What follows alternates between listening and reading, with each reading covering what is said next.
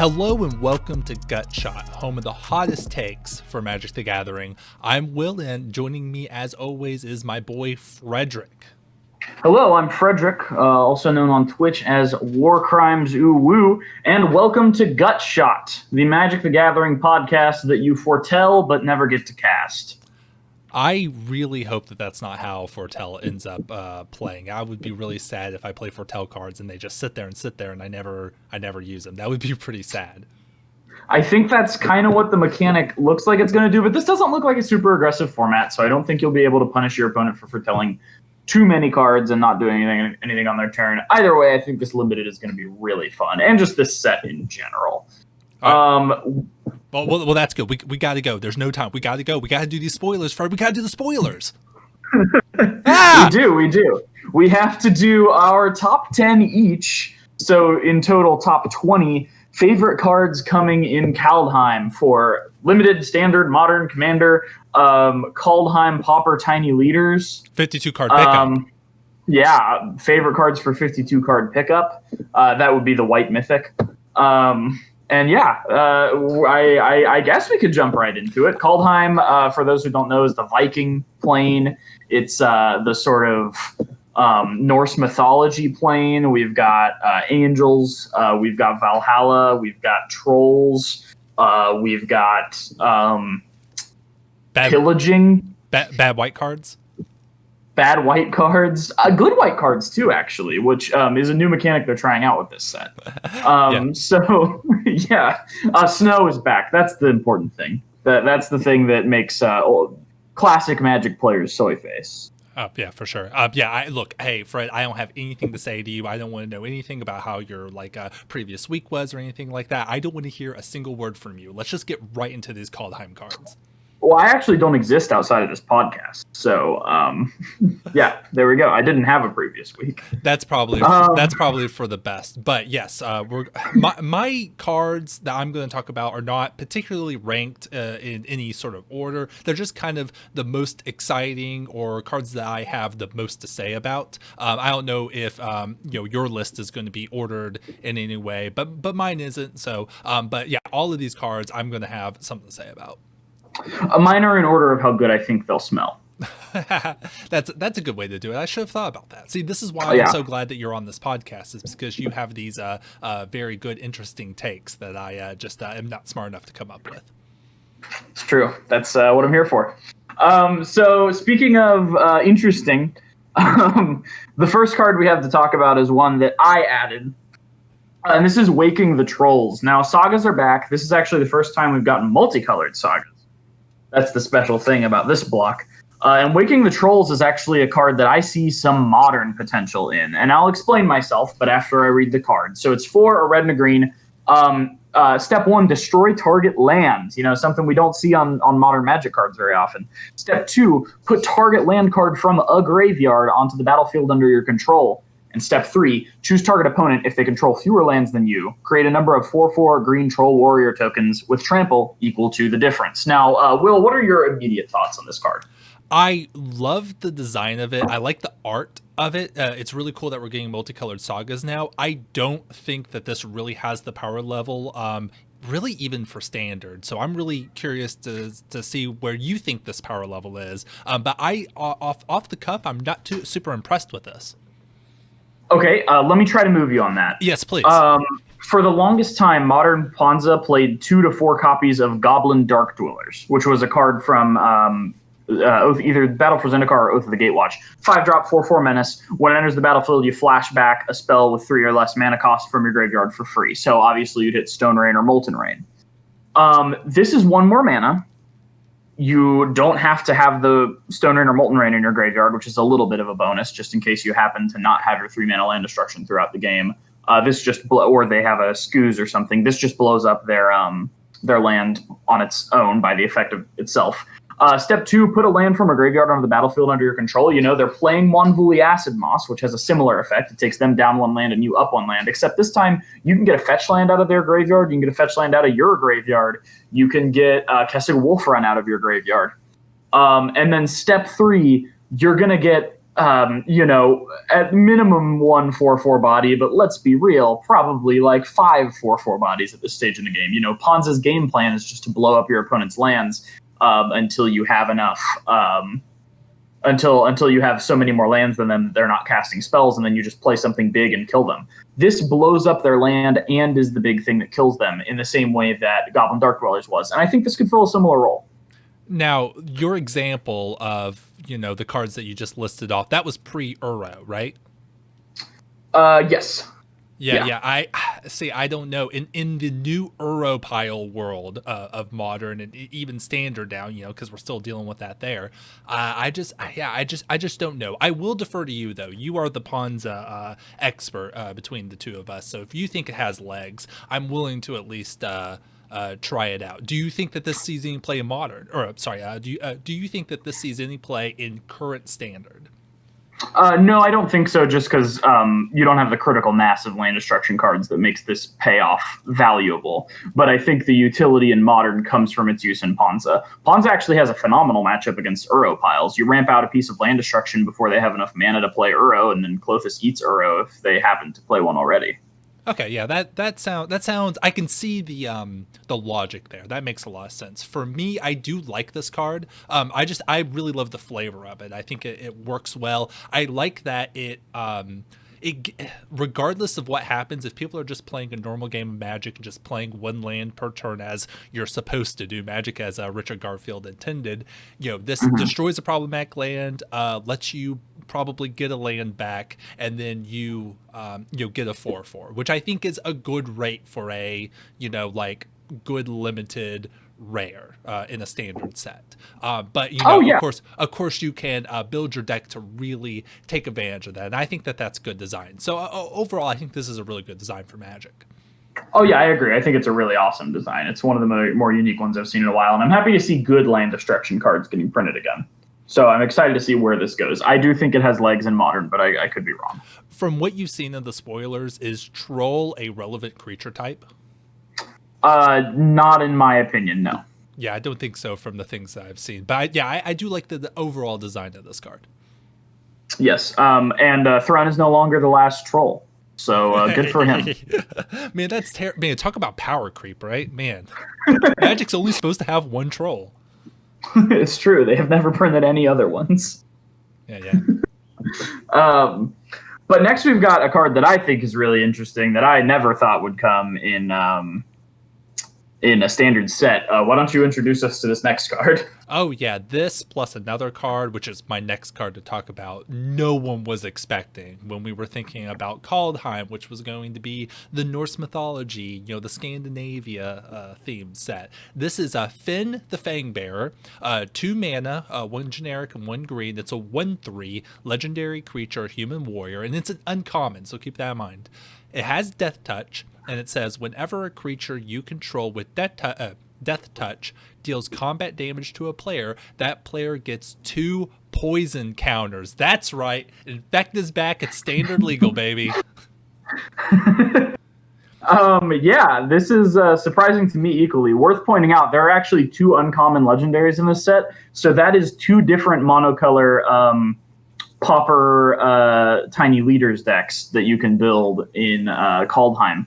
Oh, yeah. So look out for that. That's the most important thing about this card. Yes, absolutely. Yeah, but it's not Infect. It's only a triggered ability that puts poison counters in addition to the damage, and it doesn't go up based on its power. But tell me what chops you think this card has. Oh, okay, yes. That's... I think this is a good thing. I do not think that this card is actually that great. And I think Wizards feels the same way because it's an uncommon. This is a really interesting card. It's not Infect. I don't think that this is going to make a Infect style deck in standard or even historic really happen. It's just really cool and flavorful, especially with the other card that we're going to talk about 2 cards from now. But I do think that one place this is going to be really cool is a standard brawl, and that's really where this is going to be my first brawl deck once Kaldheim releases on Arena. And I think this card is a really great example of what you and I talked about on our last episode, our favorite mechanics that we wanted to return. Wizards has the ability to bring mechanics back piecemeal. If they only want to use like exert or mentor on like one card, they have the ability to do that. And here's a perfect example of them bringing back poison for one singular card and just having that just be it. We're definitely in the era of Magic where sets or mechanics don't really have to be completely supported by a ton of cards in one set these days. So I'm glad that this is where they're more experimenting with the idea of just bringing mechanics back piecemeal.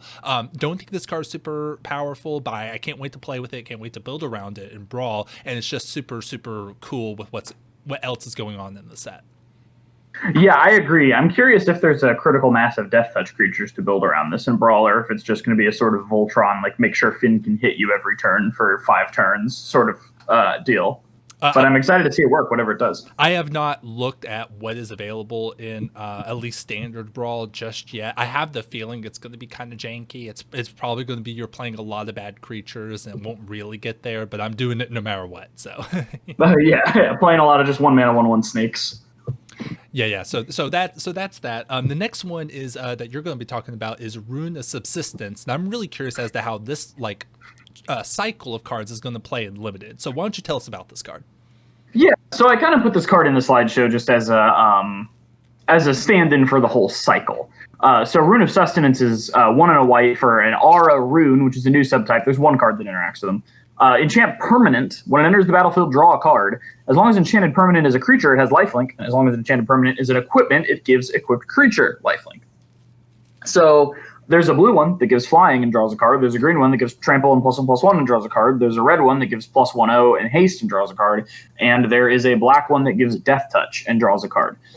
So you can put this on an equipment, and then the equipped creature has that ability. I think this is a really cool, really interesting design, and it sort of appeals to that sort of Norse, like Viking trope of you can mark your skin with a rune, you can put it on your equipment, and it gives you some sort of boon in battle.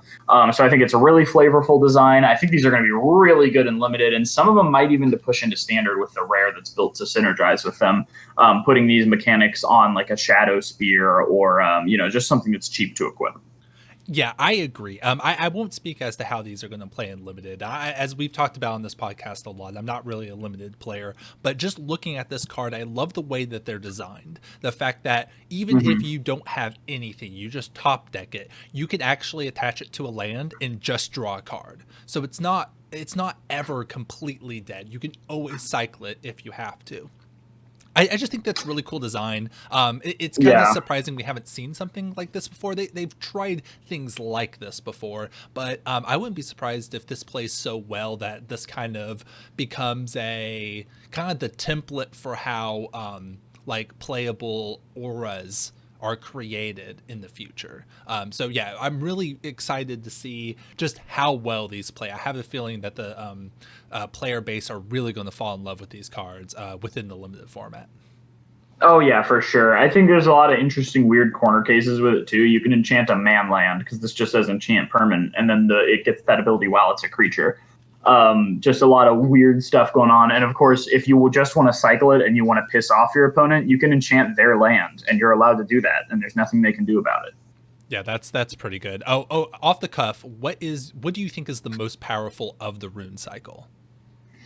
I think it's between the white one and the green one. I think the extra +1/+1 trample is awesome, and I think lifelink is also just really powerful to have, especially with card draw. But also, I think if you see any play in standard, they're most likely to be enchanting Shadow Spear, and those are the two abilities Shadow Spear already has. So I could see the red one, maybe the blue one is flying, so maybe that one. I think probably the blue one.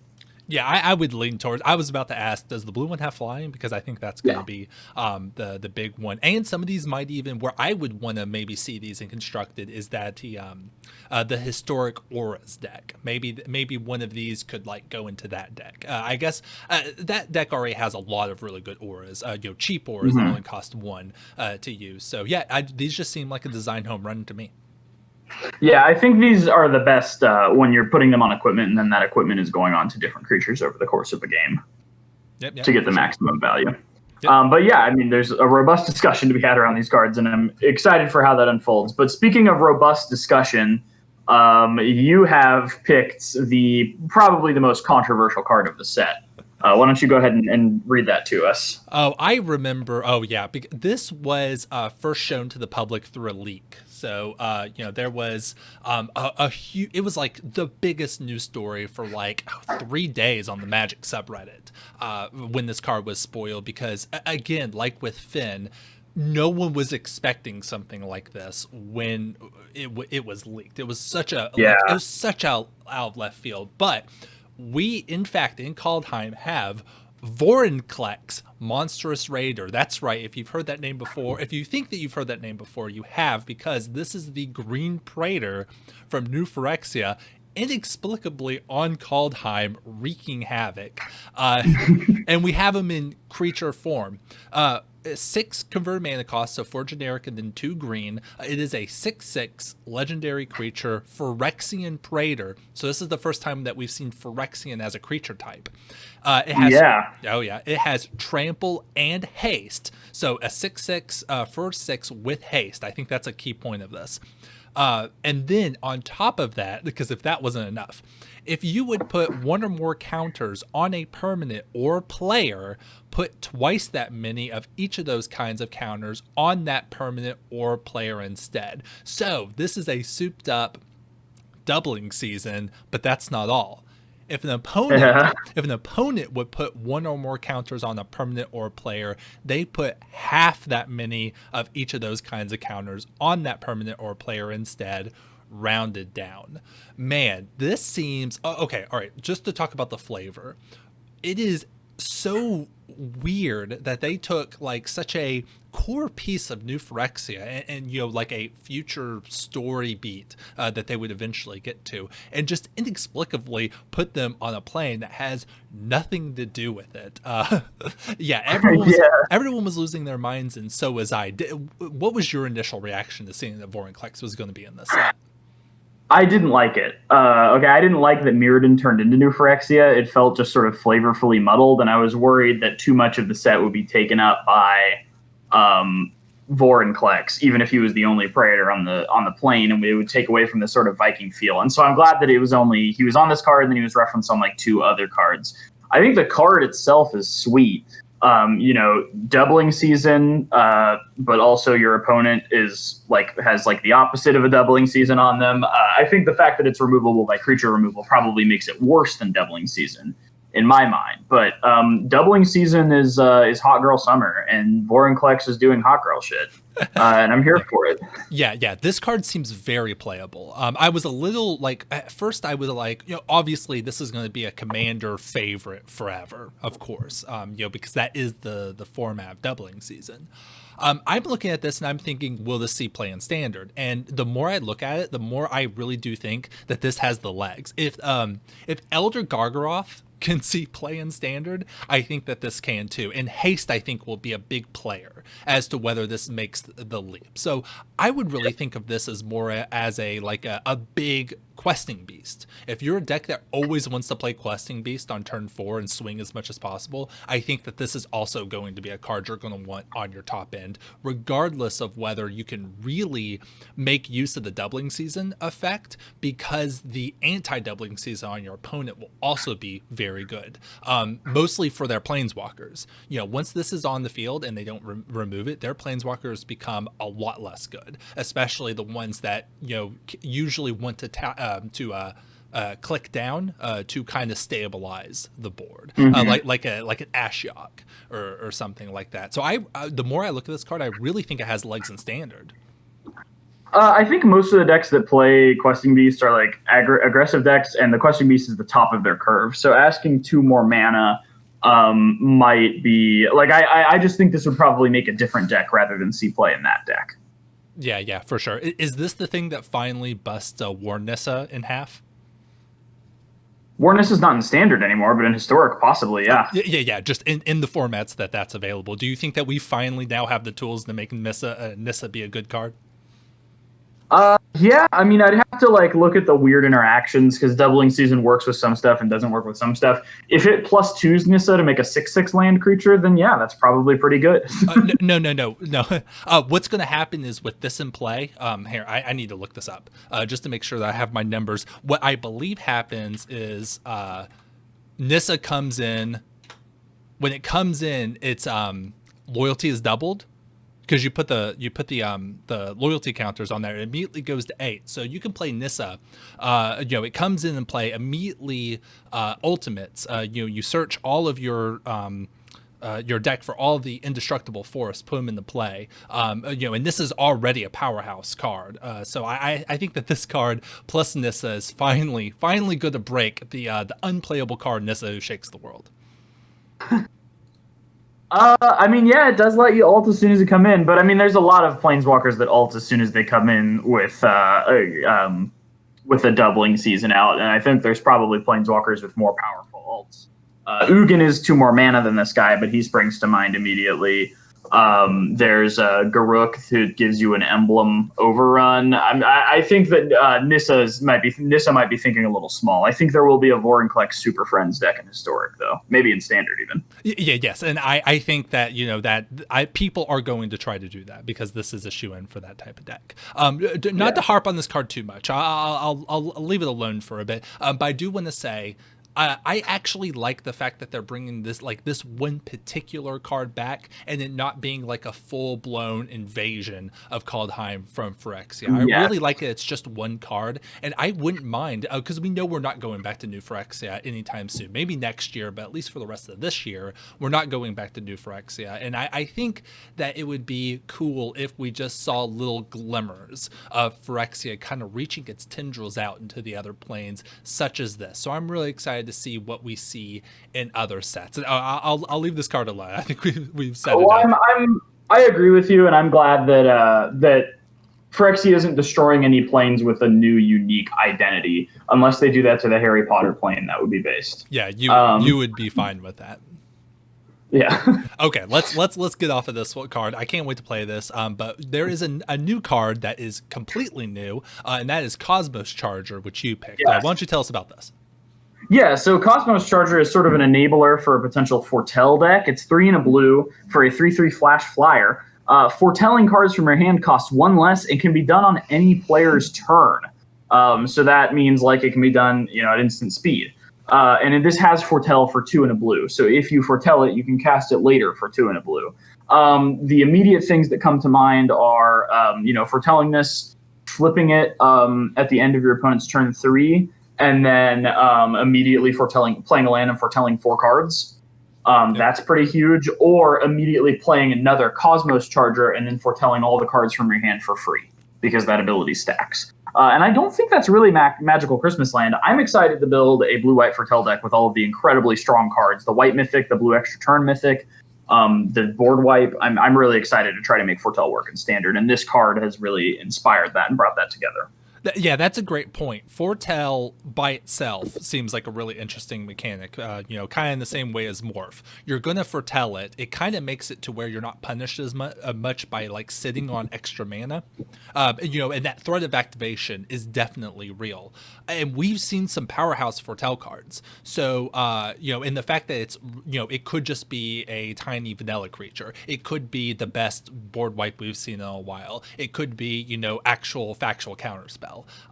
Right. I think that the power of the foretell cards, plus this being, not a terrible creature just on its own, like it's below rate, yeah, but it's flash flying 3/3 that has the ability to end games. It's not a bad magic card. And the power of the power of the foretell package. If you really wanted to lean on that ability, I definitely think that that deck has the ability to exist, and this would only make it stronger. So I'm totally on board with you on this. Yeah, I think this is possible. I didn't rank these either, but I think this is possibly one of my favorite cards of the set. It's certainly going to, I hope, be my favorite standard brew that I make with the set, because I do have a couple decks that are coming down the pipe. You'll see them on the Stevensville Gamers YouTube channel, probably, with the ones that work anyway after I build them. But I've been saving wild cards, and this is at the top of my list. And it is a spirit, so you get the spirit synergies as well. Oh yeah, I guess that's true. It's also a horse, so you get the horse synergies. Okay, one of these days we're finally going to do our horse episode where we talk about the best horses in Magic. I promise we are going to do that. Donate to our Patreon, and we'll make the horse episode. Yeah. So speaking of things that are never going to happen, you think this next card is going to see standard play? Yeah. Tell us about it. Okay. I think you're going to clown on me for this, but I think I'm right, and I'm going to defend myself. This is funeral. Okay. This is funeral longboat, and I think this card is a really it's powerful, and I really like the design of it. This is a vehicle, costs 2 generic, artifact vehicle. When it's a creature, it's a 3/3, and then the creature has vigilance, and it has a crew of 1. So I really think that this is pretty close to Looter Scooter, Smuggler's Copter from Kaladesh. Now, it's not Looter Scooter. It doesn't fly. It doesn't let you loot cards like that. Obviously, that's not that. I think that the rate of this card, just it being 2 mana, 3/3, crew 1, is enough to actually make it a really good card just to always have on your side of the field. Crew 1 is huge, and a 3/3 vigilance is nothing to scoff at. Like, that is a legitimate card on the field. I think just the rate of this, even with it just being vigilance, is really good, and not something that we can just gloss over because it's obviously not Smuggler's Copter or obviously not super powerful. This is, it's the Tarmogoyf thing. It just attacks and blocks, but it does it at such a great rate that I think it's worth looking at for constructed. I think the card is a little deceptive. The vigilance basically doesn't matter because you're having to tap an extra creature to make this able to block on the turn, on your opponent's turn, which takes away the blocker that you would be ostensibly gaining by this having vigilance. The looting is probably the biggest part of what made Looter Scooter good, was that it was, a good rate creature that was also, given enough time, a faithless looting. And this just isn't that. I think vigilance is basically not relevant on it, and I think it's basically just a 2 mana 3/3 crew 1, which that'll see a tiny bit of standard play, but I don't think comparing it to Looter Scooter is exactly fair. I would say that Heart of Kiran had vigilance, and it was very relevant on that vehicle. Now, obviously, this is not Heart of Kiran, but if that's the thing, you do have to tap a creature, but you do play multiple creatures in your deck. I think it's a little unfair to say that the vigilance means nothing. It does mean something. But I totally respect your opinion on this, and this is obviously not, Looter Scooter, but I think this is a really cool card. And I think the flavor is actually really cool. Like when we think about Vikings, like the Viking funeral is something that people think about a lot. And this, with the art and, the idea of it, being the funeral longboat that everyone would think about when, people talk about like Viking funerals. I think this was a great way for them to fit that piece of Viking lore and history into Magic. So I really like the flavor of it as well. Yeah, I think it's definitely a good vehicle. It's nowhere as good as my boy Parmesan 11, but it is definitely very strong. I'm so sorry. I know you're making a joke, but I don't know what you're referencing. Can you explain it for our listeners? It's from Ravnica. It makes angels. Is the only vehicle from that Ravnica, the Return to Ravnica block. Parmesan 11. Oh, okay. Okay. Now that you mentioned the card, that's pretty good. That's pretty good. Yeah, look it up. Parmesan 11 MTG. Okay, find it. All right, that's all I have to say about Funeral Longboat. Let's move on to the next one. This is one that you picked, the Swole Troll. Why don't you tell us about this one? Yeah, so Old Growth Troll, I'm not saying this is as good as Predator Ooze, but I'm going to try it out in Modern Mono Green Devotion. So this is triple green, which is 3 green Devotion, for a 4/4 with Trample. When Old Growth Troll dies, if it was a creature, return it to the battlefield. It's an aura enchantment with Enchant Forest you control, and Enchanted Forest has tap, add double green, and 1 tap, sacrifice this land, create a tap 4/4 green Troll Warrior creature token with Trample. So the big thing about Predator Ooze is that it's inevitability, and the extra thing that inevitability provides you in Modern Mono Green Devotion is that your devotion is going to stick around, so you'll always be able to make a lot of mana with Nykthos. And the cool thing about Old Growth Troll is that if it does die to fetch push, which it doesn't die to bulk, it's a 4/4, but if it dies to a fetch push or something else, Murderous Cut, you get to bring it back and you still get that devotion. While it's an aura enchantment, you still get 3 devotion to green, and then it's basically going to be much harder to remove at that point. And it's basically a Utopia Sprawl on your forest. So not only does that forest tap for double green, if you untap it with an Arbor Elf, it taps for another double green. And you can tap it into Nykthos, and you still get the triple green from Old Growth Troll's mana cost. So they feel obligated to kill it because it's a 4/4 trample. That will eventually end the game. But once they kill it, they haven't gotten rid of the devotion. So I can still power out like a Primal Command into Primeval Titan off of my Nykthos. So I think this will be good. I'm going to substitute Predator Ooze for it and see if it does the job. I wouldn't be surprised if Predator Ooze ends up being more consistent, but that's where my head's at with this card, and I'm really excited to try it. Yeah, that's great. The fact that when it dies, it still contributes to your devotion seems like it's a slam dunk for that deck. And hopefully you would have the room. Maybe it would do the work that you're expecting it to do. I actually think that this might eventually see some play in standard. Probably not right now. Oh, sure. Probably not right now. Because I think if you want this, you're pretty much going to be playing what is it? It's the 3 mana 5/5 that makes you have to have a 1/1. Lovestruck Beast. Yeah, Lovestruck Beast. Yeah, you're gonna play that in that slot. But once that rotates out and we don't get anything that would really replace it, I think this is going to probably be at the top of the list for cheap green creature that's above rate and hits your opponent really well. And then all the extra stuff that it has will not be irrelevant. So once Lovestruck Beast leaves standard and you need just cheap green huge beater, this will be a good one to look for. Yeah, I just think the only real problem with it is, it is triple green. So, like, a lot of those decks that are playing Lovestruck Beasts are green-white or green-red. And this is not going to be really an opportunity for those decks, especially with flip lands being our main source of mana fixing. I'm not going to say I know too much about the standard meta game right now, but to my understanding, there is a mono green food deck going around right now that might be able to make use of this card. I don't know if that's a deck that still exists, but like mono green is not completely unplayable in current standard. That would be, I would love to see it. I have not actually played against that before, but maybe since I'm a bronzy in constructed, I'm not bronze, I think I'm like silver or something, but I don't play ranked constructed really. Sure. I have not seen it, but I would not be surprised if this card saw some standard play in a mono green deck. All right, fair enough. Yeah, I like this card. Yeah, so you have the next card, and this is probably the other biggest soy face inducing card. Oh, yeah. I don't think... Okay, so we were told that Tibalt was coming back to Kaldheim. Now, Tibalt, we've talked about this on episodes before. He's a bit of a meme. He's always kind of been known as a really bad card and kind of a jokey, don't take seriously type character. But we knew he was coming back to Kaldheim, and we speculated a little bit on what his card was going to be. And what we, the Gutshot podcast came up with was nothing like this.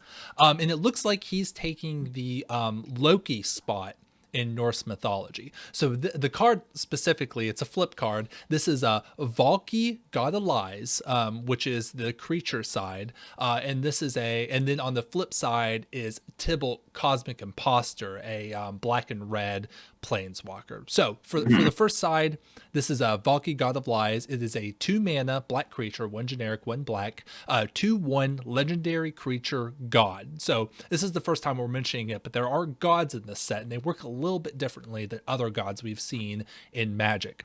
And then this creature, when Valki enters the battlefield, each opponent reveals their hand. For each opponent, exile a creature card they revealed this way until Valki leaves the battlefield. So the obvious comparison here is something like Brain Maggot or a Kite Sail Freebooter, but a little bit weaker because it's only creatures. You can't get pieces of removal or anything like that. It's only creatures, but it's also each opponent, so it has a little bit more utility in multiplayer commander games. But it has an activated ability. X, generic. Choose a creature card exiled with Valki with converted mana cost X. Valki becomes a copy of that card, and that's just permanent. So that's a really cool thing to have on there. You take a creature and then you can become that creature. Now, Mhm. I actually don't think that like this by itself, like in a one-on-one like standard context, I actually don't think it's a little medium. With these types of effects, you usually want to take non-creature spells, right? Because you want to remove your opponent's ability to interact with what you're doing. Taking just their creatures, which are usually pretty interchangeable with each other, is not that great. Would you agree with Yeah. that? Yeah, I don't think Valky is the side of this that people are soy facing over. Sure. For sure. But we also live in a world of Uro and Croxa. Uh, okay, historic. Think about this. So you're playing, your opponent's playing Uro pile, whatever it is. You play Valky on turn 2. You look at their hand. You take Uro, goes under. Turn 3, Uro has a Cavalier Man cost of 3. You pay 3, Valky becomes Uro, you swing with a 6/6, and you get both Uro triggers. That's pretty good, right? Yeah, absolutely. So I think that this is going to be a anti-Uro tech for historic. The creature, for that. But this has a flip side. Tybalt Cosmic Imposter, and this is 7 mana, so 5 generic and then a black and a red. And this is a legendary Planeswalker Tybalt. Comes into play with 5 loyalty, or 10 if you have Vorinclex, by the way. Wink, wink. As Tybalt enters the battlefield, you get an emblem with you may play cards exiled with Tybalt Cosmic Imposter, and you may spend mana as though it were mana of any color to cast those spells. So you can kind of guess what Tybalt's going to do once it comes into play. Has 3 abilities, +2, exile the top card of each player's library. So the idea is that you would be able to play those cards, whenever you get the chance to. -3 to exile target artifact or creature, and I think exile is pretty good there. And then the ultimate -8, exile all cards from all graveyards, add 3 red, and of course you'd be able to play those cards. Right. I'm actually a little less high on Tybalt. I think he's a little weak for 7 mana, especially with Ugin running around. I love the Right. card. I love the card. I think it's a great way to have Valky not be dead at the towards the end game. And Tybalt will generate value. But as far I don't think you're really looking to play this 7 mana card just by its own on any in any deck. It's a little weak. But having that option on top of Valky, I think is what pushes it over the edge. I do think this will see play in standard. I don't know about older formats. I think it'll see play in historic, but nothing older than that. What do you think about the power of the Tybalt side specifically? Do you think it's powerful enough to see play? I think it is, honestly. It removes something, and then you can play it for the rest of the game. You don't have to still control Tybalt in order to play the card. Is the other important thing that a lot of people forget about this. And then even if you just remove something and then this dies, you can then play the thing the next turn. And if you're at the 7 mana stage in the game, you probably got rid of something that's pretty valuable, pretty worth playing. I think just the versatility of the fact that when you're playing one of these cards, you get to play the other one for free. Is what's going to push this sort of pair of cards over the edge. I also want to give a shout out to the most unintuitive ruling of the way keyword abilities interact in Magic the Gathering history, which is that you can cascade into this, and if you could cast Valky, you can cast Tybalt. I'm looking forward to playing this in Modern with Bloodbraid Elf. And just attempt it. It's just going to be a Jund value deck, but I'm going to play 4 Valky and 4 Bloodbraid Elf, and I'm going to try to cascade into Tybalt. I'm also probably going to play the Tuminous Blast just to have the highest chance of cascading into Tybalt.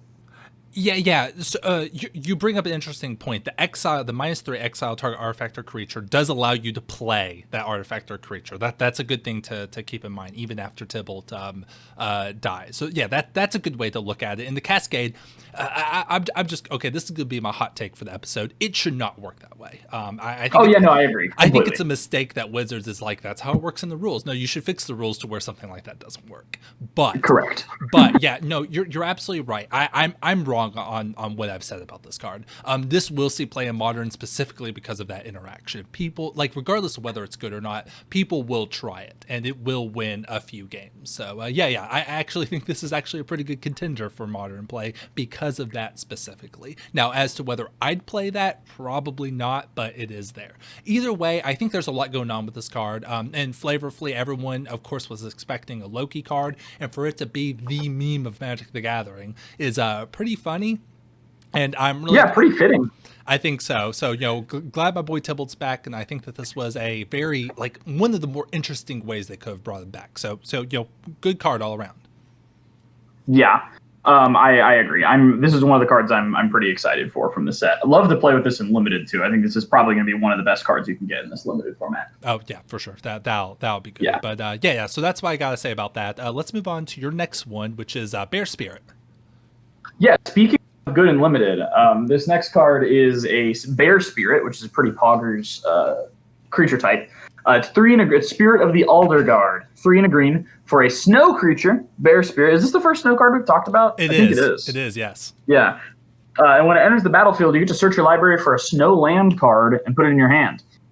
Spirit of the Alder Guard gets +1/0 for each other snow permanent you control. So snow is an interesting mechanic in that in limited, these cards are kind of inherently balanced around the fact that you can only play as many snow lands as you draft, but in constructed, all these cards get to be houses because you can make all of your lands snow lands. Worth noting, this guy can grab the Snowman lands. This guy can grab the new tapped Snow Duels with subtypes that we got in this set. So this is not just limited to grabbing basic snow lands anymore. This guy can grab Scrying Sheets in Modern. No, that's if you want to play, if you want to play this in Modern, but I don't think you want to play this in Modern. But the thing to point out is, like, if all of your lands are snow lands, which they should be if you're playing like the Sultai Snow deck or whatever, which I think this would have a place in, then this is a 4/4 that just gets bigger. And grabs you a dual land out of your deck and puts it in your hand. I think this will absolutely see standard play, as well as just being pretty good and limited. You draft one snow land, and this is a 4-mana 1/4 that grabs a land and puts it in your hand. And that is going to be far from the worst card in your deck. Yeah, this seems like a really good design. It's it's not inherently broken, but it has the ability to be pretty powerful if you build your deck around the snow mechanic. So I wouldn't be surprised if there's a snow deck that wants at least maybe 1 or 2 of these. I really like the this is the perfect time to bring it up. They've updated the card coloring for these snow, so they look like frosted over. So you could tell snow creatures at a glance, because they have that frosted kind of look to them, which I think is really cool. They really knocked that out of the park. But yeah, this just seems like a good design for snow. And MTG Blue Check Twitter is in shambles. They changed the card frame. Oh man. I like it though. I think this is a good pick. I like it fine. So speaking of snow, you're showing us you're going to show us one of the snow cards that seems like it's kind of catered toward constructed playability. Tell us about Blood on the Snow. Blood on the Snow. Very brutal name, and also brutal art. This guy's just literally missing an arm on that. Yeah, so this is pretty brutal. Is he missing both? I don't know. It's a little hard to see with the card that I'm looking at, but I could definitely tell one of them is missing. I don't think that this is standard playable. I like this for Brawl, and Brawl has really become my constructive format choice these days. And something that I always struggle with my black my black standard constructed Brawl decks is that the sweepers really aren't there, and they're always kind of limited in some way, or not really doing what you want to do. They're either super small, like a Cry of the Carnarium, or like a or it has to be tied to creature type or something like this. I love this because it's expensive. It's 6 mana, but black in standard Brawl now just has destroy all creatures if they need it. So I find myself, I think that I'll play this in a lot of black standard Brawl decks going forward, because this will just be a great choice for I need to reset the board. And then it has extra utility on top of that. You can destroy all planeswalkers if you rather do that, if you're playing against a super Friends control deck. Like my Nicol Bolas deck back in the day was very heavy on planeswalkers, and this card would have been good against that. And then if you want to load up on snow, you can actually spend snow mana and bring back a creature or planeswalker, which is really cool, from your graveyard to the battlefield immediately. So if you're loaded, Yeah. if you're loaded up on snow, you're capped at 6 mana because that's how much this card cost. But choosing creature or planeswalker is not attached to whether you chose to destroy creatures or planeswalkers, and I think that that's very good. So if I'm running this, I'll probably look to load up on snow just so I can get that extra value out of this. Yeah, there's no cost to just turning all your basic swamps into basic snow swamps. There's nothing that punishes you for playing snowlands, so that extra text is basically free. Yeah, I would say so. I just think this is really good for Brawl, and I'm looking forward to playing this in all my Black Brawl decks going forward. Yeah, for sure. Also, it's just a really cool, like, the name and then the art. I just think is really cool. Like, we knew that Kaldheim was going to be brutal, and this card is like one of the more brutal ones. Yeah, I would agree. I think this would definitely go in that good metal band names commander deck. Mm-hmm. But speaking of snow, we're moving on to another snow card. So this is actually the second god we'll be talking about, and this is a unique one. This is Yorn, god of winter, and his staff, Kaldring the Rime Staff. So he's 2 and a green for a 3/3 snow creature god. Whenever Yorn attacks, untap each snow permanent you control. And Kaldring the Rime Staff, 1 a blue and a black. Tap, you may play target snow permanent card from your graveyard this turn. If you do, it enters the battlefield tapped. I think this is already one of my favorite cards. It looks of all time. It looks good. The multitude of different things you can do with it. Like, not only, in the right deck, in the deck you're playing this guy in, all of your lands are going to be snowlands anyway. So he just, has a built-in feast and famine effect. Mm-hmm. He synergizes with his staff in the Sultai deck. I could see you playing this in a deck where you could only play one of these 2 halves. It would probably still be worth it. But in a Sultai snow deck, you put him and Kaldring out, and he untaps his staff so you can use it a second time, or he untaps the permanent that you grabbed with the staff. Yeah. So there's just so much utility there. And when he attacks, you untap all your snow creatures, which includes him. It includes your bear that grabbed a land that's going to be like a 6/4 now. And it includes all of your snow lands, so you can go ahead and play another busted card. Yeah, that's the thing. It untaps all your lands. That's the thing. Yeah. Yeah, that's, I think, the big thing. And I don't think you'd even have trouble playing a Sultai deck with just a playset of each of the tapped snow duels, as long as you can get Yorn out. Yeah, for sure. Yeah. So what are your thoughts on the card?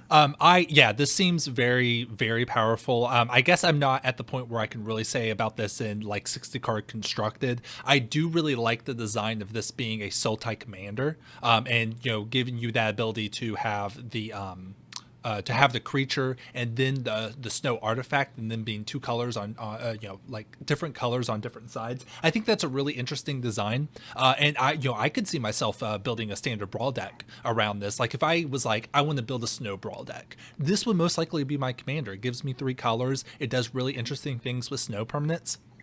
It gives me, and then the card is just inherently powerful out of your commander. Yeah, so this just seems really powerful.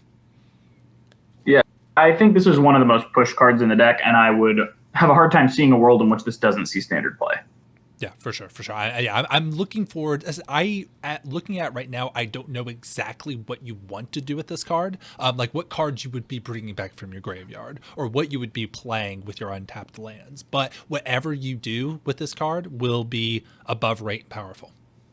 Yeah, hot take. I don't think you have to break this card. I don't think you have to spend too much time thinking about what you're going to bring back with Kaldring. I think just the fact that you're bringing something back every turn makes this card way more than worth playing. Yeah, that's absolutely fair. Yeah. So next we've got Will getting greedy with 2 picks. Tell us why you put both of these here. I audibled. I had something else. Excuse me. I had something else here, but I saw that Fred's list did not have these cards. I just wanted to make sure I highlighted these real quick because I have things to say about them. So these are two blue Foretell cards. We'll talk about the first one. It's Saw It Coming. It's basically cancel is what it is. 3 mana instant counter target spell. The thing that's different about this is that it foretells the normal 2, and then to cast it when it's foretold is 1 generic and 1 blue. So, of course, there's the counterspell comparison going on here. I don't think this is actually counterspell, but what I do think is that this is a very powerful counterspell for standard. like you were talking about that Foretell deck. I don't think you mentioned this counterspell, but I think that this card is what would is like one of the glue pieces that would keep a deck like that together. And honestly, I wouldn't be surprised if like this card ends up being closer a counterspell than we think it is. We just have to kind of see how Foretell plays out. Hopefully it works, and that's it works out the way that we think it's going to. But I wouldn't be surprised if this ends up being just a little bit closer a counterspell than we thought. Do you think that this is anywhere close to the power of counterspell? No, I don't think this is even as good as just counter target spell scry one. Okay. Yeah, I'm on the complete opposite end of how I feel about this card. I think it would end up in that deck just for the possibility of foretelling it for 1 or 0 off of having some horsies. But I am not high on this card. I'm also pretty bad at evaluating counterspells. I'll go ahead and put that out there. I love Bone to Ash. It is actually one of my favorite cards just because I love getting +1s. I love getting 2-for-1s. But I hear that's a bad card, and I shouldn't feel that way about it. But I do not see the hype on Saw It Coming. I think it is a gimmick. I think it's not as good as just scrying one or like exiling the spell. It is probably better than exiling the spell, but it's not as good as scrying one. But I mean, I'm probably wrong about that. I have a notoriously bad track record for evaluating counterspells before I get to play with them. I think that's fine. No matter what, this cost at least 3. So you're not ever counting this account. You're not ever casting this for just 2. So you're right. It's not like that. But I think that this is going to see that this is going to play better than it looks as well. Say my other card is Raven Form, and I just want to complain about this card. It's the blue sorcery, a common. So this is in Pauper. 2 generic and 1 blue sorcery. Exile target artifact or creature. Full stop. Period. Its controller creates a 1/1 blue bird creature token with flying, and then it also has Foretell, but that's not the part I'm upset about. So you pay your normal 2, and then to Foretell it is 1 blue. Now it is a sorcery, so there's no like real tricks with this, other than just bluffing maybe a counter spell or a Doomscar or something like that. Mm-hmm. I hate that this is blue, and I just want to be on the record here. I hate that this is blue, and this ought to be a white card, and I think it's very egregious that Wizards printed this as a blue card. Do you agree with that? Are you following me here? Yeah, I agree pretty much entirely. Like Blue's gotten effects like this before, but like this is in White's color pie, and they should be actively looking for ways to improve White's part of the color pie. Planning and forethought is kind of White's thing. Like it's a big part of White's identity in the color pie. So I think a lot of the good Foretell cards being White is good, but I think I would honestly make a case for the white for the Foretell counterspell having been White. I think that would have been a defensible thing for Wizards to have done. In addition to this, I think this card obviously should have been White. Oh, that's very interesting. Yeah. Yeah, you're right, because people have been talking about ways to bring White up, and they've been talking about counterspells need to be more prominent in White. So that's very interesting. I also think that Raven Form really should be able to let Blue just exile an artifact. I don't think that that's something that they've really ever had before. Yeah. That seems a bit more of a bend in the color pie too. So as far as playability, I don't have much to say. I just want to say this card ought to be White, and I just don't understand why it's blue. But that's all I'm going to say. Let's move on to other cards.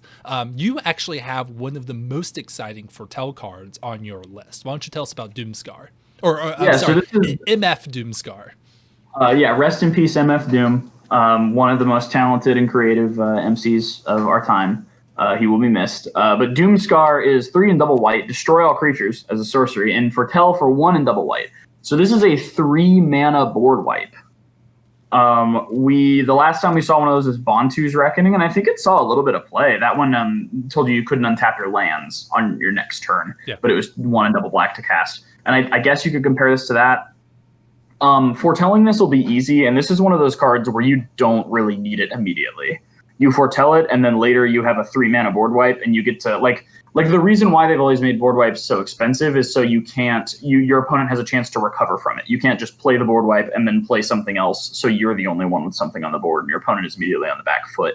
And the fact that you can foretell this early and then cast it for 3 and then play like a 3 or 4 drop creature after you've done the board wipe, or leave up mana for a counter spell so your opponent can't recover from it, is huge. And this will absolutely be a 4 of in the blue-white Foretell deck that I'm brewing for Standard. But I just wanted to point out, like they don't even have to make white better by giving it things that it hasn't been able to do before. They can just make it better at the things it can already do. Give us better life gain payoffs, like a Johnny's Pridemate being in Standard for a long time.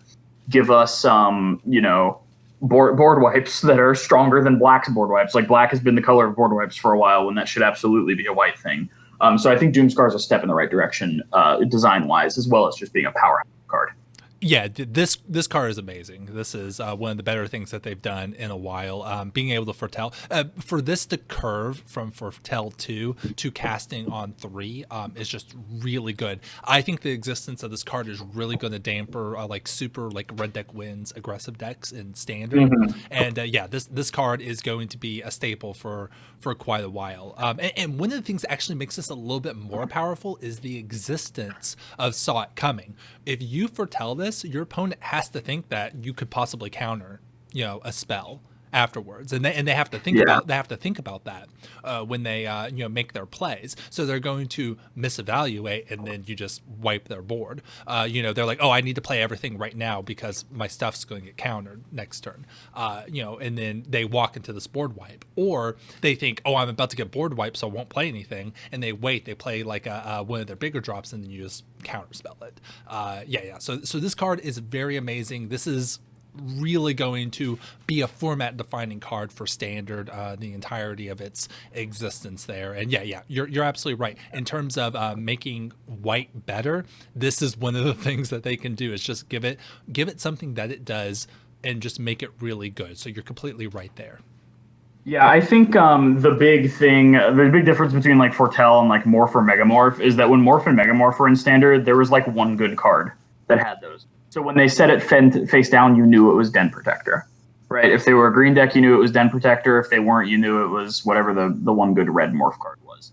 So but with Foretell, there's like at least 4 cards in white and blue that are Standard playable. So like when they foretell a spell, you genuinely aren't going to know what it is. Whereas with Morph, it was just like an extra mana cost that you had to pay for.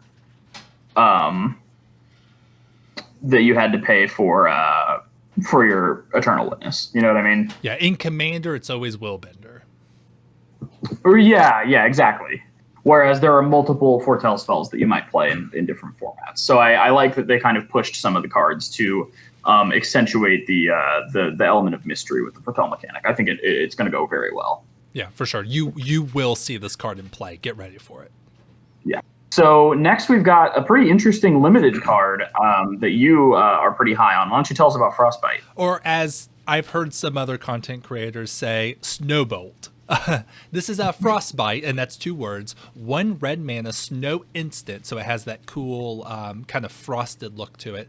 Frostbite deals 2 damage to target creature or planeswalker. It doesn't hit players. You have to keep that in mind. If you control 3 or more snow permanents, it deals 3 damage instead.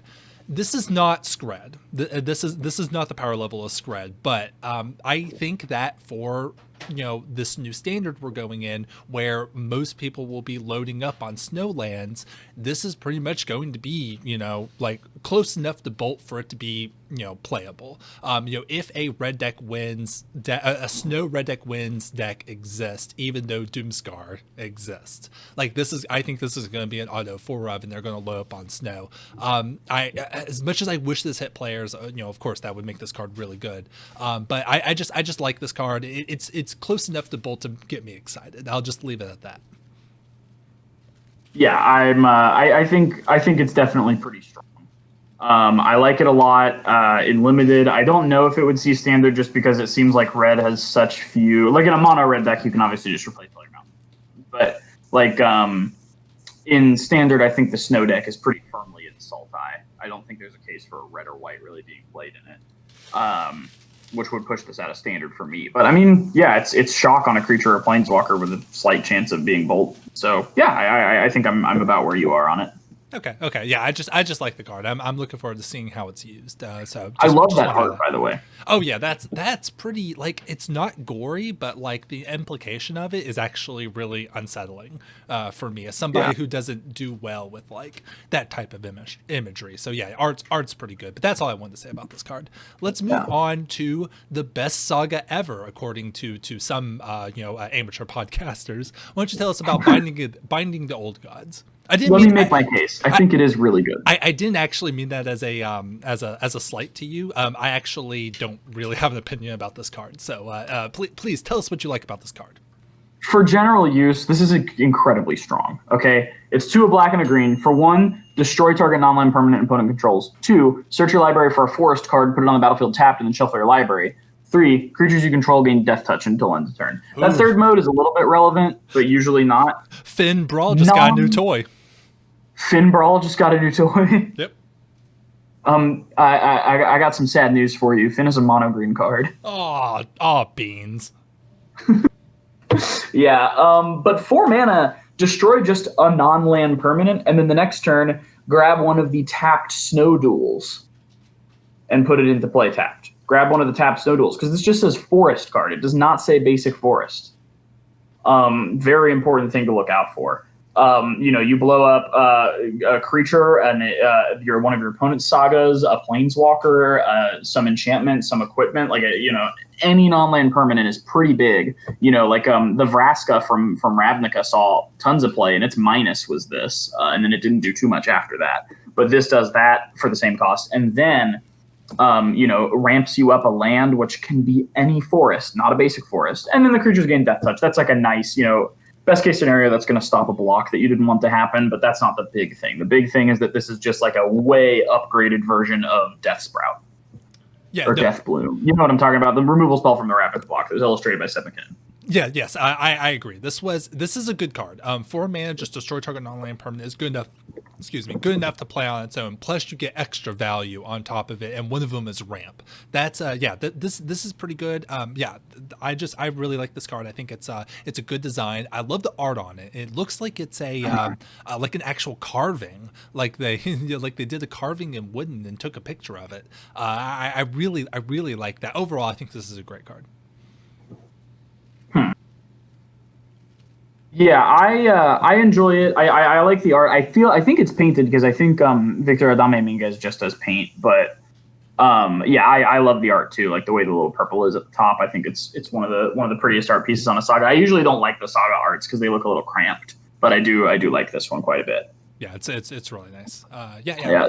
I think Speaking of art, no, sorry, were you going to do this? no, I didn't have anything important to say. Go ahead. So speaking of art, the art on this next card is phenomenal.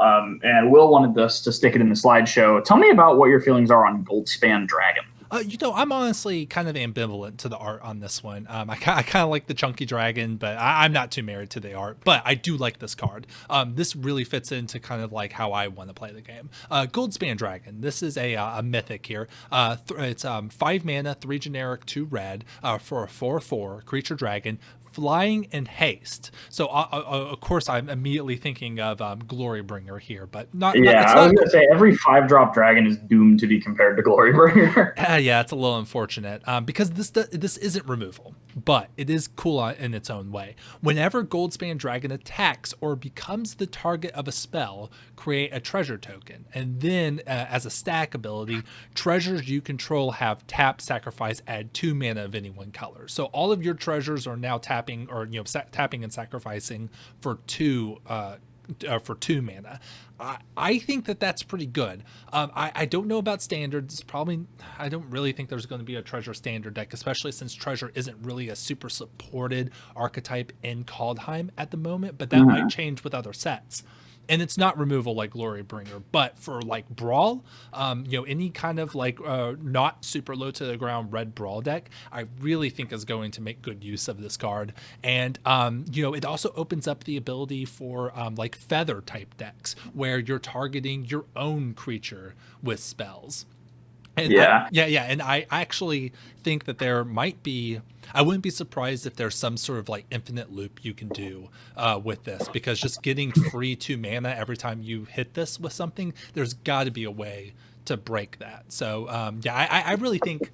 I really think any deck that kind of wants to take advantage of Feather would also kind of take advantage of this card, and it's also Yes. just a cool brawl card. So Oh, absolutely. I think that's a really good point. I didn't even know that it triggered off of your spells. I just kind of forgot about that part. So that's actually a really good point to make. There are a lot of spells that draw you a card, and you can kind of make mana off it too. Because in Historic, there's the 1 mana spell that draws a card and gives +1/0 and first strike. So you kind of get to net the white mana off of that. mm-hmm. I think it's also important to note that just in those middle, like not super low to the ground decks, this is kind of a 3-drop. Yeah, for sure. You just can immediately spend that mana on like a removal spell or a small creature or something, and then you got your value back, and this is just beating into your opponent. I wouldn't be surprised if this was Ponza in Modern plays some weird big creatures. They played Stormbreath Dragon for a long time. It wouldn't surprise me if this did something there. Yeah. I think there's a lot of applications that we can't like come up with right now, but once those get found, this will be a really cool card. So looking forward to seeing how people use this. I'll definitely be playing it in Brawl. High potential card for sure. Historic Brawl, or I guess it's still Standard Brawl with the Jund Dragon that lets you put a counter on someone and draw a card every time you sacrifice a permanent. Oh yeah, clear inclusion there. I think that's a great idea. Yeah. Yeah. But next we've got a take extra turn spell, which we have not had in a while, and I'm very excited about. When I have to play Commander, I'm a big Narset fan. I wanted Oathbreaker to take off so I could play my Kiora Time Warp Infinite Turns deck, which I still have built. Or not infinite, but functionally infinite. I'm just going to take a million turns and you can't do anything about it. Alrund's Epiphany is 5 and double blue, but it foretells for 4 and double blue. You get 2 1/1 blue bird creature tokens with flying. Take an extra turn after this one. Exile Alrund's Epiphany. And you can see with things like this and like Karn's Temporal shenanigans, Sundering, I think. Yeah, Karn's Temporal Sundering, that one.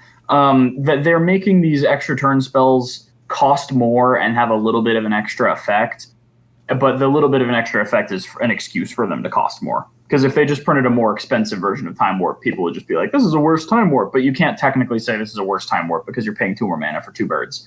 I'm going to be honest with you, Will. I don't think a lot of people are seeing this, but I have a sneaking suspicion that the birds are not the reason that you'd play the spell. Yeah. So I think that the big thing with this card is it's an extra turn spell in Standard, and if you foretold it, it's 6 mana.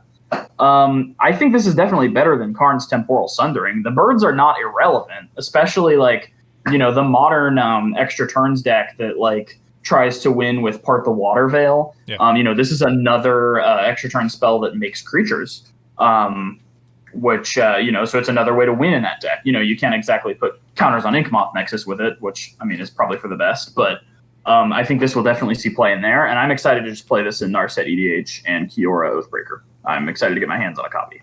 Yeah, those are really interesting applications. This card doesn't really speak to me. I just kind of see another expensive Time Walk card. My eyes kind of glaze over. I'm really glad you're excited about this one. I probably won't try this pretty much anywhere, but I'm glad it exists. And we do now live in a world where ramp is just insane. We are in Zendikar Rising where it's so easy just to load up your side of the board with lands. So 6 mana is not that much. It's not that hard a hurdle to get to. You could easily play tons of ramp and then be able to cast this for the foretell cost, do other things, and then get your other turn that you'll have 8-10 mana on. So yeah. So 6 mana is not that high a hurdle in this particular Standard. So yeah, I think it's definitely one of the better take extra turn spells just by virtue of it potentially being. I'm going to play it in the blue-white foretell deck that I'm brewing. I don't think it's going to make its way to the snow deck. Yes, I'm just excited that it exists. I'm excited for new take extra turn spells. It feels like they get forgotten pretty often. Sure. Yeah. Interesting card. We kind of knew that we would get some sort of Time Walk variant in this set. We usually do. We usually get something like that. We just like we get the counter spell variant. So I don't think this is a terrible version. Yeah, I like it a lot. I'm pretty high on the card. And maybe if this card is good enough, the like 50 Ugin's Nexuses that I own will go up by 20 cents, and I'll be able to pay my college tuition. Oh yeah, absolutely. Yeah. But yeah, so next we've got a card that everybody's talking about, and so few of those people understand. Enlighten us on Tybalt's Trickery. Yeah. So this is another card where people just couldn't believe what they were seeing when it was spoiled because of one specific phrase: counter target spell, period. This is Tybalt's Trickery. It is a red card. That's right. A counter target spell is on a red card. It is a 1 generic and 1 red instant, and it's a rare. Counter target spell. Choose 1, 2, or 3 at random. Its controller mills that many cards, then exiles cards from the top of their library until they exile a non-land card with a different name than that spell. They may cast that card without paying its mana cost. Then they put the exiled cards on the bottom of their library in a random order. So, of course, the counter target spell on a red spell is just so weird, but you can't really think of it that way, of course. This is polymorph, but for all sorts of spells and not just your creatures. You have to think of this as a polymorph spell. It is not a counter spell. Am I right? Am I right in that consideration? Yeah, the problem with making this a red card was that players who play red cards will stop reading after 3 words and complain about the color pie being broken. This is absolutely not a color pie break. This is just a cool new thing. It replaces the spell with a random spell. Half the time they'll fucking get something better. So the card's not good. But it certainly made people who don't have basic comprehension skills very angry, which I like. Right, for sure. However, there are absolute yahoos out there, and maybe they're on the right track, I don't know, that are trying this in formats like Modern. I think Frank Karsten actually has an article where he runs the math. If you play a if you play a deck that is all lands, 4 violent outbursts, so that's the 3 mana cascade card that does something irrelevant, 1 Tybalt's Trickery to cascade into, and then 1 Emrakul, he did the math on how often you would get that Emrakul out and be able to swing for lethal, and it wasn't a bad percentage. I think it was somewhere up in the 80s as to how powerful that was. So that's really the only real application of this card, and that's even still a little bit sketchy, but people are going to try it, and it's probably going to be a little bit better than we think it is. But you could just hit another one of the violent outbursts. And then you wouldn't get anything. Well, well, that's true. Yeah, I mean that's why he's doing the numbers on it, because it's not like it's a random thing. But the question is the randomness in your favor enough to keep trying it? Then how is it 80% Emrakul though? I don't know. I don't have the numbers in front of me, so I don't know. It was enough to make it seem like it was playable. I'll say that. So just keep that in mind. There are people who are going to be doing that in Modern, and it might be worth looking at. But yeah, I wouldn't play this in Standard or anything like that. No, I mean I wouldn't either. I'd just be too afraid of giving my opponent either like a better spell or a spell that's about as good. It can't get the exact same spell, right? Yeah, different name. Yeah, true. Okay. And it has okay. So if it hits another violent outburst, it keeps going. Gotcha. Yeah. So that makes sense. And then the choose 1, 2, or 3 at random, and you mill that is just to make sure that you can't manipulate the top card of your library, which is good. Yeah. I'm glad that that's there. I don't like that it's random. I kind of wish it was just mill 3, just to make it a little bit more of a clean design.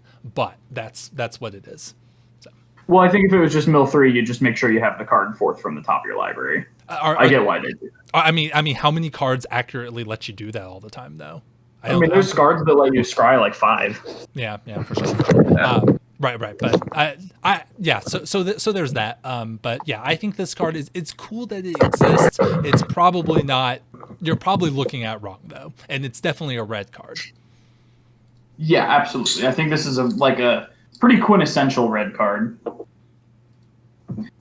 So speaking of cards quintessential to their colors. I've got a big boy coming up. You knew we wouldn't make it through this list without another big boy. I mean, Will took the first big boy, Yep. but this is Battle Mammoth. 3 and double green for a 6/5 elephant with trample. Foretell for 2 and double green, so 4-drop if you foretell it. Whenever a permanent you control becomes the target of a spell or ability an opponent controls, you may draw a card. This is pretty huge. I think people are sleeping on this card, and it's going to be pretty good.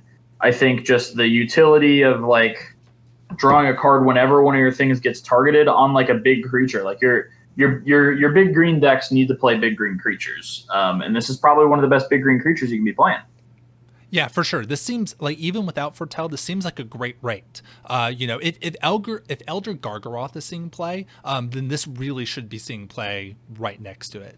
You don't even have to attack with it. All it has to do is hit the battlefield, and then all your stuff kind of has pseudo protection. Oh yeah, You're like no matter how they interact with you, you're gaining value off of it, and the rate isn't that bad. Foretell for 4 is pretty good. That's kind of in the vein of those cards we've been getting for a while, where they were like huge, like Ravenous Baloth. No, that's not the card. I forget what it was. It's the one from the Return to Ravnica block, where it was 4 mana 6/6, but had hexproof, and you could pay mana to get your opponent could pay mana to remove hexproof from it. Like this is definitely in that vein of card. yeah. Love this card. I think it also, from a design standpoint, it pushes the envelope on and makes you ask the question, what makes a pizza rhino a pizza rhino? Because I think this card is a pizza rhino. Yeah, and I think it's a pretty good one at that. Do you think this card is a pizza rhino, Will? You'll have to forget. I know what card you're referring to. I don't know exactly what you mean. Are you just talking about a big beater that replaces itself? Oracle, 5 mana 4/2, draw a card. Well, I think this is better if that's what you're asking. Yeah. Do you think it fulfills the role of a pizza rhino? Well, yeah, like in limited. Yeah, you play it and it replaces itself. Yeah. Yeah. Okay, cool. So I think this is definitely one of the best pizza rhinos we've seen in a long time. And it's unfortunate that it's at Mythic because, some people who are pretty rigid on their definition of a pizza rhino say that it has to be like a common or uncommon. But I think this card's really good. I didn't know. I had no idea there was Pizza Rhino discourse. I must have missed all of this. I've never seen anybody talking about cards like that. It's mostly me. Oh, those mono green devotion aficionados. I know what you're talking about. Yeah. No, this card is great. I think this is going to see play in anything that Elder Gargaroth was seeing play in before. Yeah, this is very good. It's better than it looks. Yeah, I think I'm pretty high on this card, but I think it will see some standard play. Sure. Not the most, but definitely it's earned some standard play. Mm-hmm. So we've got one more card to look at, and this is one we both want to talk about, so I put it last. But go ahead and introduce us to Ascendant Spirit. Yeah, or as you put it, Warden of the Christmas Tree, which is really clever. I just want to give you props for that. That was a really clever caption for this. Ascendant Spirit, obviously the comparison here is going to be Warden of the First Tree, Figure of Destiny, those types of cards. But in blue, inexplicably, this is Ascendant Spirit. It is 1 blue mana for a 1/1 snow creature spirit. Now it has a bunch of abilities. For 2 generic snow mana, Ascendant Spirit becomes a spirit a warrior with base power and toughness 2/3. And then after that, as 3 generic snow mana, if Ascendant Spirit is a warrior, which it becomes with the first ability, put a flying counter on it and it becomes a spirit warrior angel with base power and toughness of 4/4. And then one more time, for 4 generic snow mana, if Ascendant Spirit is an angel, put 2 +1/+1 counters on it, and it gains whenever this creature deals combat damage to a player, draw a card. Well, first of all, why is this blue? Fred, why do you think this card is blue? These abilities are blue, and I think they're going to eventually keep pumping out designs like this, and eventually we would do a blue one that has some blue abilities. I think it makes sense in blue. Sure. I think I'm just still upset about the whole white thing. Like, if white. White has so little to its name that I think that's reasonable to say that, like, leveling up your small creature into a big creature, like, should at least be considered to be a white mechanic, and for that to be just like taken by blue and it be like, no, white doesn't get that, any color can have that, that's not something that white can just have, I think rubs me the wrong way. You're absolutely right, Yeah. this makes sense as a blue card, but I think that if Magic was better designed, this ability would be squarely, this type of ability would be squarely on white. Huh. Yeah, I guess this is the first one of this type of effect we've seen that doesn't have any white on it. But I think I just love the card and the design enough that I'm willing to overlook that. So quick, like little bad combo. The 4 mana artifact in this set that makes all of your cards everywhere have all creature types makes this already be a Spirit Warrior Angel, so you can just immediately start activating the third ability that gives you the card draw and makes it bigger every turn. Yeah, that's pretty good. If that's something that you're interested in. Yeah, that's pretty good. And we didn't talk about single Changeling on this list at all. Yeah, just so everyone knows. Most of the ones that are in the set suck. Just so everyone knows, Changeling is in the set. That is something that's squarely blue-green, so keep that in mind. More like Cringeling. Mm-hmm. No, sorry if that was a hot take. I don't care for changelings. No, it's fine. No, I agree with you. Like color things aside, this is a cool design. It is powerful, and I love the idea. I don't know if you were going to mention this or not, but the last ability is doable over and over again. It's not like you do it once and then it's done. You do it over. You can do it over and over again. You get the +1/+1 counters, and as far as I know, my understanding is that the curiosity text will double, or you'll get another instance of that, so that like stacks with itself. Yes, that is how it works. That is correct. Do you think, which is a little bit crazy? I like it. I think that it's a good way to iterate on this type of design. Do you think that this card fits into the Sultai Snow deck that you're thinking of for standard? Oh, possibly. If that deck really needs to do something on turn one, this might be it. I think that deck really relies on eking out value and like being a little bit more resilient to removal. And this card, like, if your opponent lets this get to the third ability activating even once, then it's their fault. Decks play removal for a reason. And if this got all the way leveled up, then if you let this get all the way leveled up against you, you probably deserve to lose. Sure. I just don't think. I think it's a little too slow for standard play, including like even in the snow deck, which would ostensibly be like the number one deck that would want it. Yeah, that's fair enough. That's fair enough. I really like the power level of this card.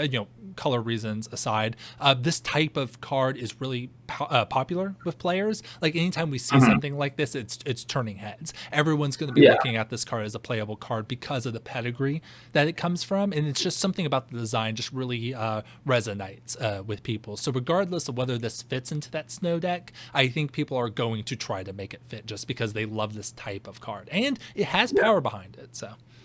I mean, I love these types of cards, certainly. Like, I'm leveling up my creature. I'm kind of making it better over the course of the game. It's like I'm playing a JRPG in my game of Magic. Yeah, for sure. So yeah, love this card. It is a spirit, so you get the spirit synergies, that exist. If this could make the leap to older formats, making it a spirit kind of gives it a second look for like a spirit stacks or something like that. So keep that in mind. Overall, other than the color, I actually really do like this card. I do too. I think this is a cool card, if not a good one, and I think that's a good way to end our episode as a cool podcast, if not a good one. Yeah, for sure. Before we button this up, let me just get your off the cuff take. We've seen all the cards. We've seen the cards we talked about today. Are you excited for the set? Where is your excitement level for Kaldheim? Yeah. So Theros Beyond Death was the set I was most excited for in like a long time, and this has beaten it easily. This might be my favorite set of all time if I get to play with it, and it has the effect on the formats I play that I think it's going to. I love this set, absolutely.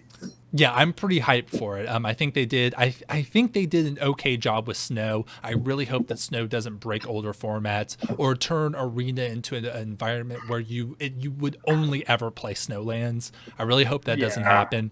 But the set is full of cool flavor stuff, cool cards, and I really I'm excited for the release, and I'm excited to play with some of these higher, like weirder cards in Standard Brawl. So my excitement's through the roof too. Absolutely, mine as well. So yeah, Kaldheim is going to be really pog. I've got a lot of wild cards saved up. I'm of course going to get the battle pass for this season, and I think we're both pretty hyped for Kaldheim and what it's going to bring. Yeah. So So we've gone pretty long here. I think it's about time to wrap this one up and get ready to start brewing with these cards. Yeah, absolutely. So everybody, thank you for listening to this episode of Gut Shot. You can follow me at social media, which is at WarCrimeZoo on Twitch and at FredAskB on Twitter. Willow's at Aggressive Rhetoric, and you can follow the show on Twitter at GutShotPod. That's right. This has been Gut Shot, the only MTG podcast that actually thinks that the shuffler is broken, and we will see you next time.